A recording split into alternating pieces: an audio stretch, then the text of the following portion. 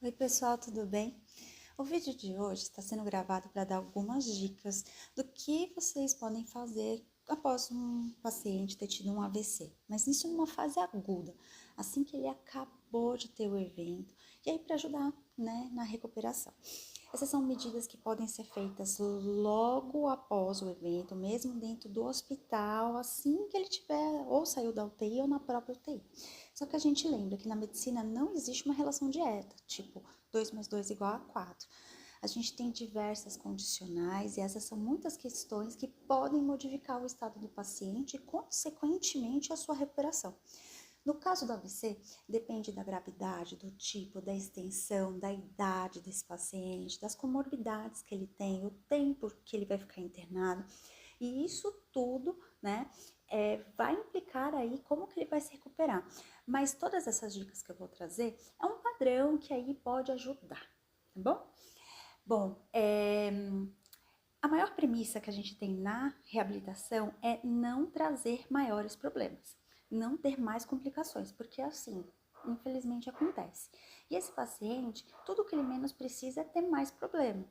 Então, a gente, primeiro de tudo, vamos preservar essas articulações, fazer com que ele não tenha dor, E a melhor medida para a gente fazer isso é o quê? O melhor posicionamento, Para evitar que ele tenha contraturas e aí, consequentemente, deformidades. O ombro é a articulação que mais sofre com o AVC. E aí a gente tem as ombreiras de neoprene que podem ajudar, mas também temos o posicionamento adequado. Muita gente tem dúvida se a gente pode deitar do lado hemiplégico. Pode, não só pode, mas deve. E isso daí vai ajudar muito para fazer toda essa integração sensorial, trazendo informação de que, olha, esse lado ainda existe, tá? E aí, aproveitando toda e qualquer atividade que esse paciente tiver, a gente tem que trazer esse lado hemiplégico, nas atividades do dia a dia. Então, por exemplo, foi tomar banho, vou colocar esponja para ele poder ajudar a ensaboar esse outro lado. Então, vai comer, vou colocar sentado com as duas mãos apoiadas na mesa. Tá em pé, vou colocar o pé posicionado no chão, os dois pés posicionados no chão. Essas medidas, elas são muito pequenas, mas são informações que trazem, Olha, o lado M, ele ainda está incorporado ao corpo. E isso daí é muito importante para criar novas conexões. Isso é a neuroplasticidade.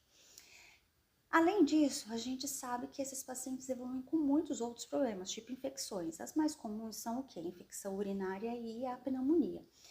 Na maior parte das vezes, a infecção de urina ela pode ser evitada com o quê? Uma medida muito simples que é a retirada das fraldas. Já no caso das pneumonias, o motivo pode estar relacionado à musculatura da deglutição, que ela ainda não está preparada para ingerir os alimentos em determinadas consistências. Isso é decorrência do próprio AVC mesmo. Então, a avaliação da fono ela é crucial e aí uma medida simples que vai salvar vidas é não fazer as refeições com o leito muito baixo, tá? Você já experimentou tomar líquido quando está deitado? É muito difícil. Então, o que a gente tem que fazer? Elevar a cabeceira, e manter esse leito elevado por no mínimo 30 minutos. E aí, vamos pensar.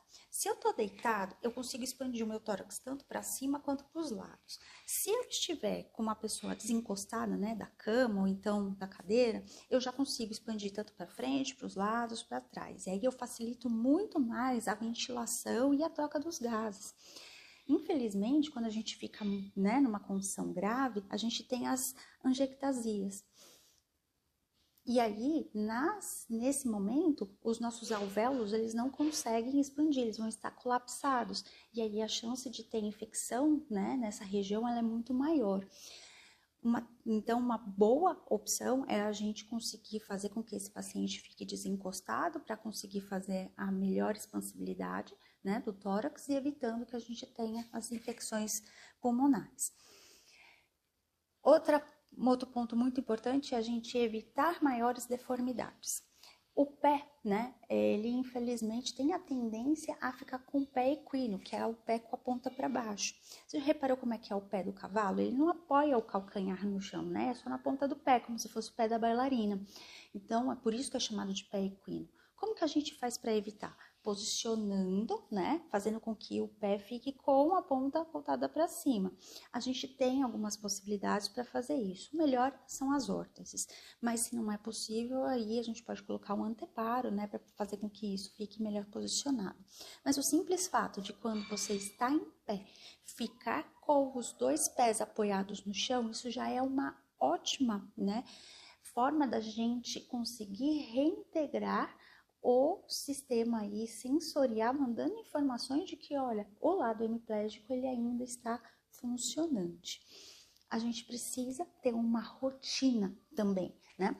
Para fazer com que esse paciente, ele seja estimulado a maior parte do tempo. Quando a gente vai para a fisioterapia, é apenas 1 hora que ele está sendo estimulado e o resto das 23 horas. A gente precisa ter uma rotina para fazer com que esse paciente esteja sendo melhor estimulado a maior parte do tempo. Bom, se você gostou desse tipo de conteúdo, comente, dá um like,